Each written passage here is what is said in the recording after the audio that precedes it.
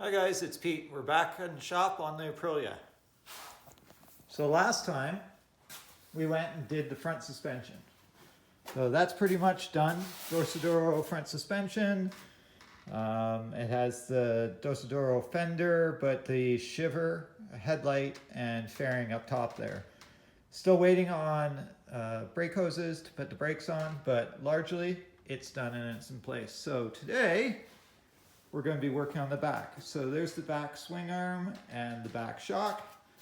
We'll be taking off the rear tire, the rear swing arm and the shock, replacing that, and then putting the back tire back on. I'll let you know what doesn't work out and what does work out as we go along. And as we did with the front, I'll do a side-by-side comparison of the rear swing arm for the Shiver alongside the swing arm of the Dorsoduro, do some measurements for you along with the rear shock so that you know how much bigger it is. The Dorsoduro one does have a longer swing arm and it does have a longer shock. So stay tuned, we'll see how much longer it actually is.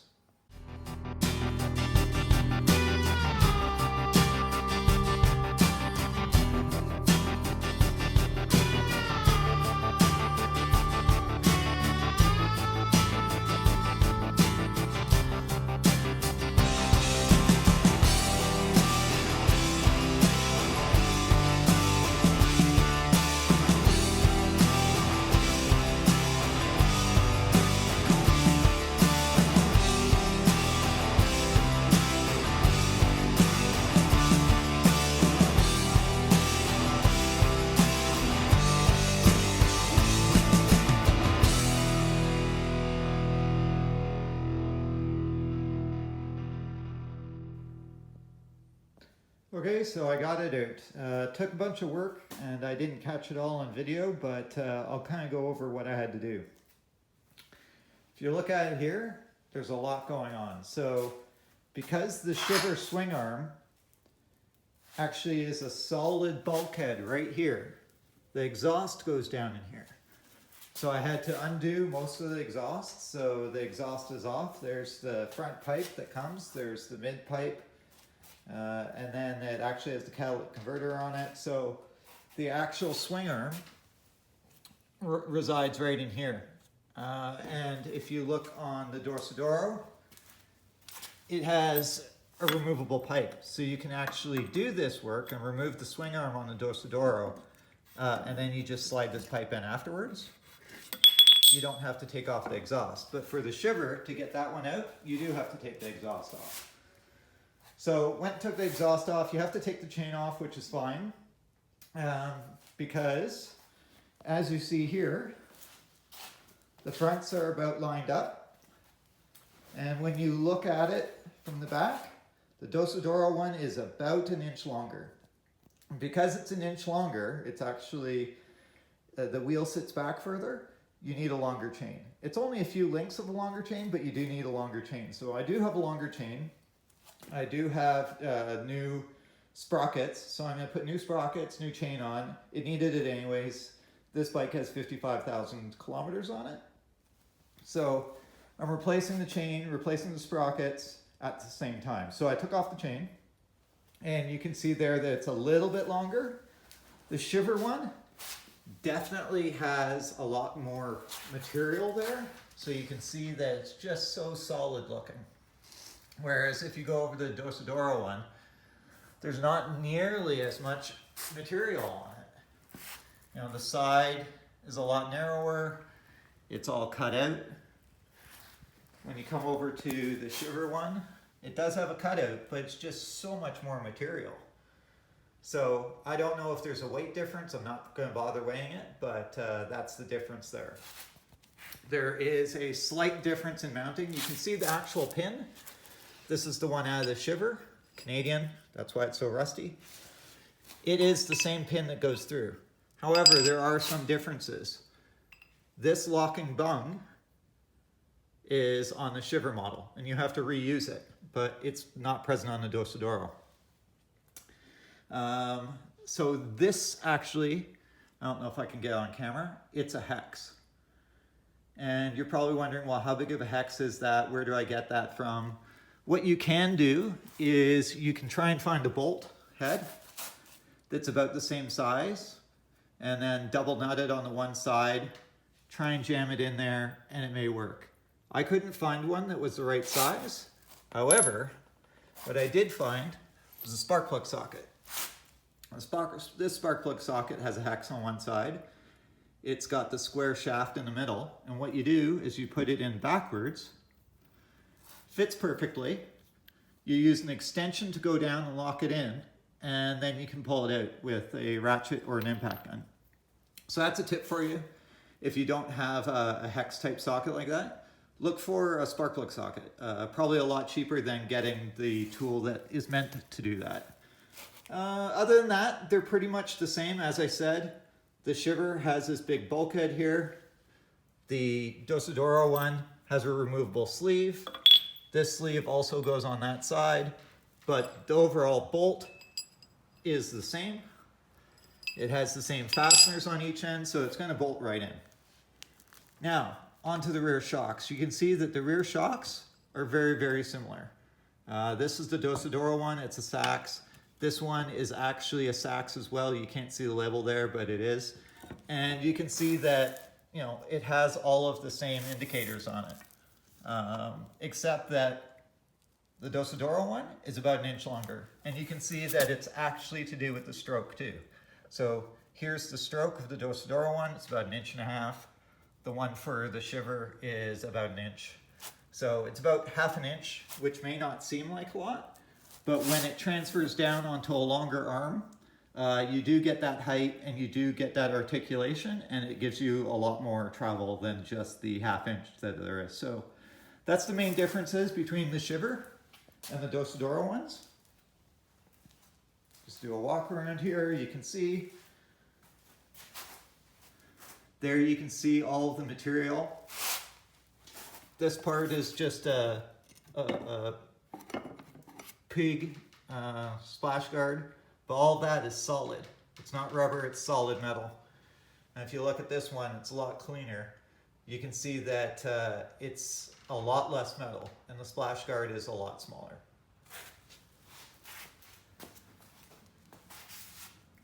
So that's the differences between the swing arms, and that's the differences between the shocks. I'm going to start putting it back together now.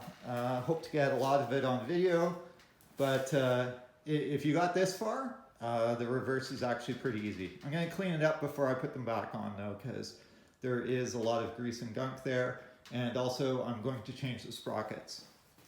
You can see that the drive sprocket is in there. In order to get it out, there's a side cover here. There's a couple bolts to get the side cover off. I don't think that that's going to cause any issues. Just take the side cover off, take off that gear, put the new gear on, put the side cover back on. Probably leave the side cover off until I get the chain on there. But yeah, I'm going to do that at the same time, as well as the one that's on the wheel. And I'm actually going for a different tooth count, but I'll get around to that when I actually go and do that.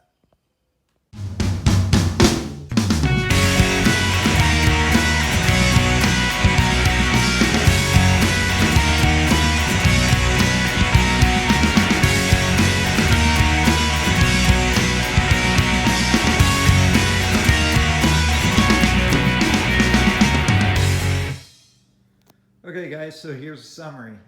Went in pretty good. As I said, everything kind of lined up fine.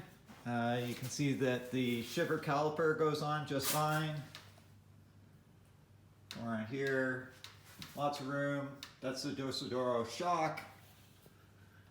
Everything is there just the way that the Shiver had before. I think it's a little bit different than Dorsoduro, I'm not sure, but you know, as you remove on this one, you just put that pin back in the same way. There's a lock nut, and there's another nut that screws into the frame, and then that's the long shaft that comes through to the other side.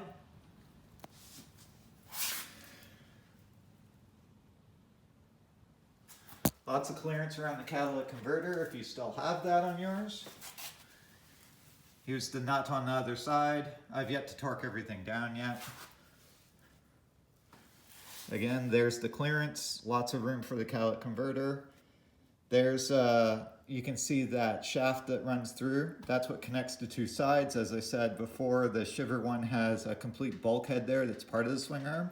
This one's removable, although you do still have to put that in before you put in the swing arm. You can't put it in afterwards.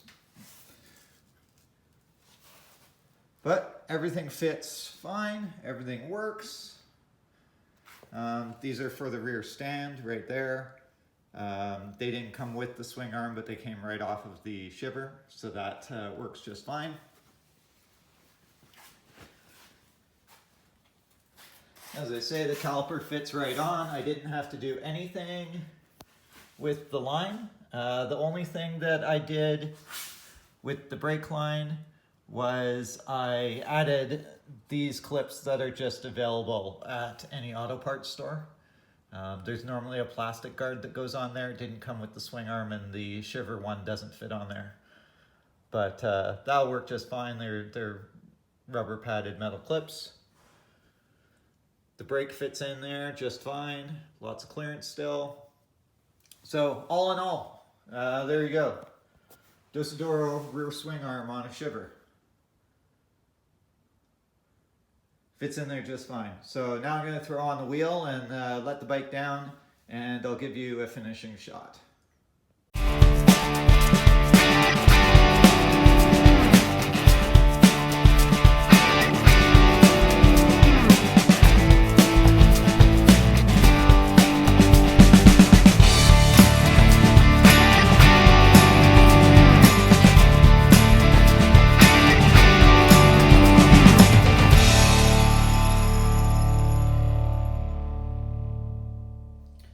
So here it is, it's almost done. So I got the front suspension on, rear suspension on. You can kind of see there that I'm still waiting on brake lines, so I have those floating calipers on the front. Also, I need to make the kickstand a little bit longer. Obviously, when you start putting longer suspension on, kickstand needs to go on. But here it is, everything's on. Still got to do the chain.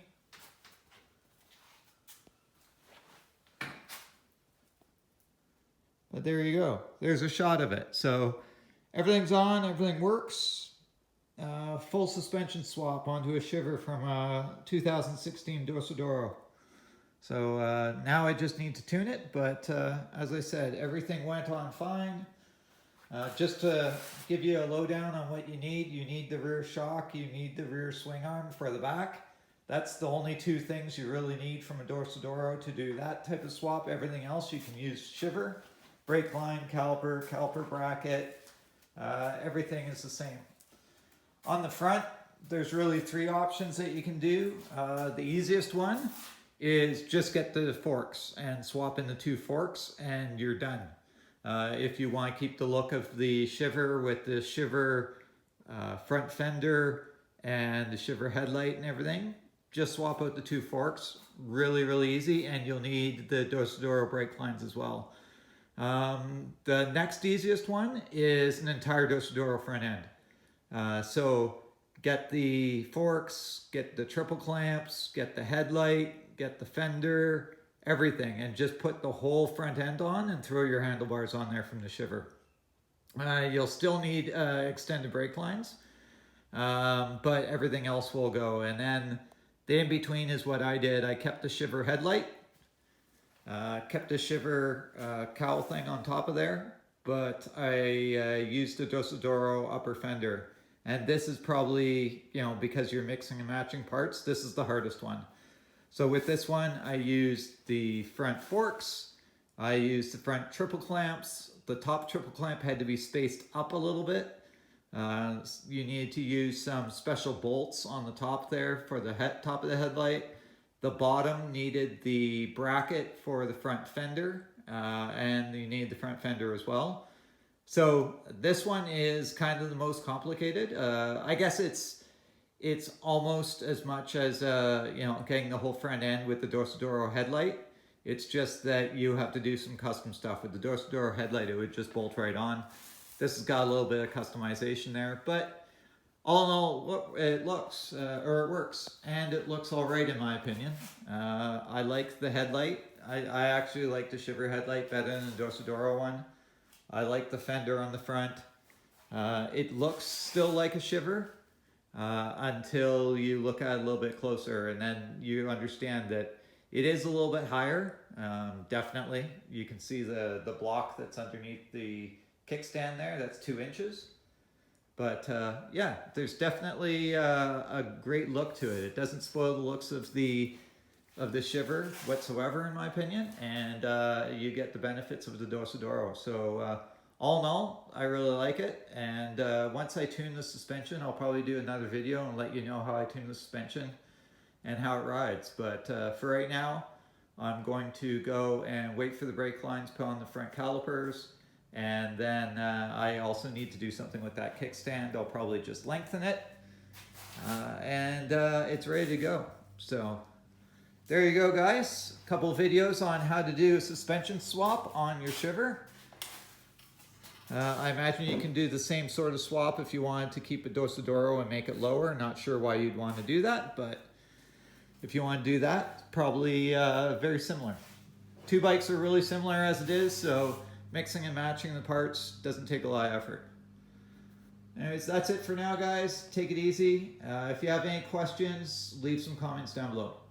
Take it easy. Bye.